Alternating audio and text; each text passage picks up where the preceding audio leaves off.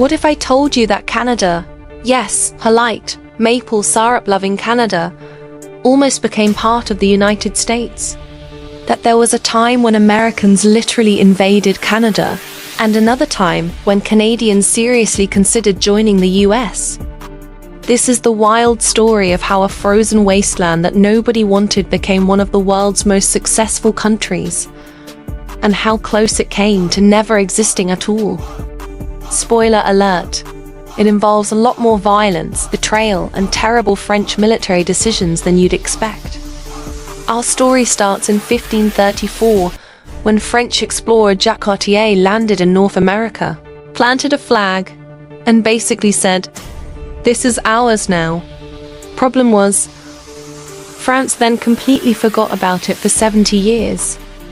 When they finally got serious about colonizing in 1608, they founded Quebec with Samuel de Champlain. For over a century, a few thousand hardy French settlers survived by trading beaver furs and somehow not freezing to death. By the 1750s, New France had grown to 60,000 people, tough as nails, excellent at wilderness survival, and really good at making enemies with the British colonies to the south. Here's where it gets interesting. Britain and France couldn't stop fighting each other. So naturally, their colonies started fighting too. Enter a young British officer named George Washington. Yes, that George Washington, who accidentally started what became the 7 Years' War by attacking a French patrol in 1754. France was confident they'd win. After all, their colonists were battle-hardened wilderness warriors, and they had Native American allies who knew the land better than anyone. They were spectacularly wrong. Britain brought overwhelming naval power and professional armies. By 1760, they had completely conquered New France. The French colonial government basically packed up and went home, abandoning 60,000 French-speaking Catholics to British Protestant rule. One French official famously called Canada a few acres of snow, and said losing it didn't matter. Oops. So now Britain controlled all of eastern North America. Problem solved, right? Wrong again. The American Revolution broke out in 1775. And guess what?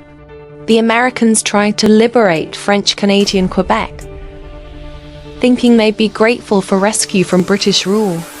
Plot twist. The Quebecois basically said non merci and helped the British fight off the invasion.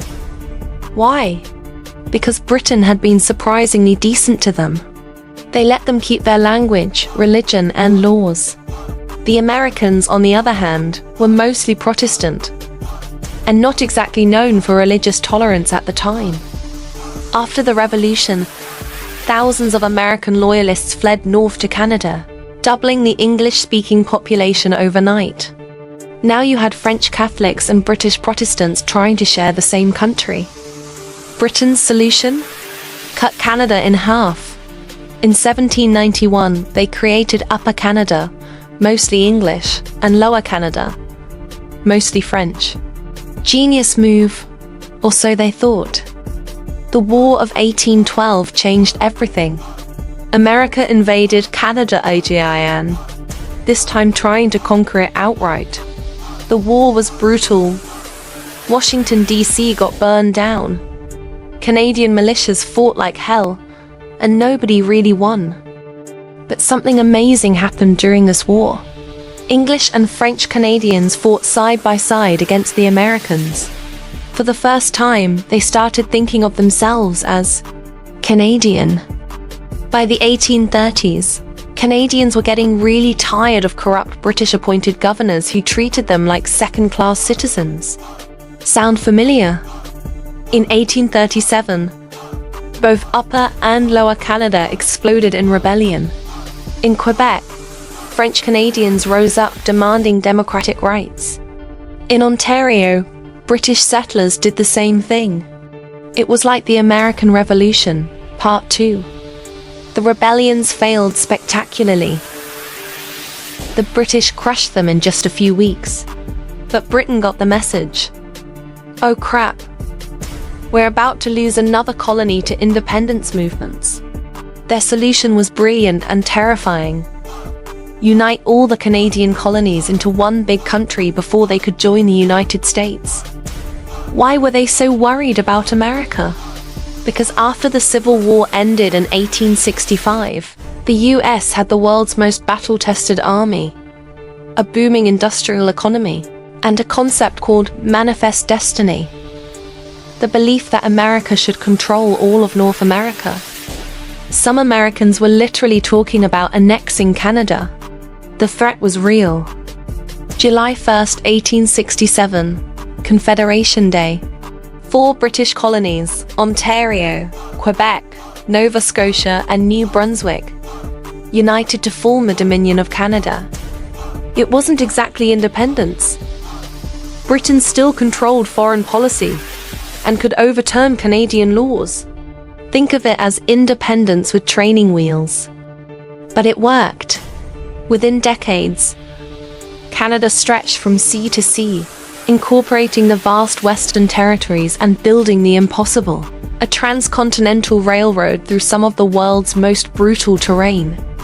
The genius of Canadian Confederation. They found a way to unite English and French, Protestant and Catholic, without anyone having to give up their identity. It shouldn't have worked, but somehow it did. Today, Canada is one of the world's most successful countries, consistently ranked among the happiest, most peaceful, and most prosperous nations on Earth. All because a bunch of stubborn colonists decided they'd rather be Canadian than American.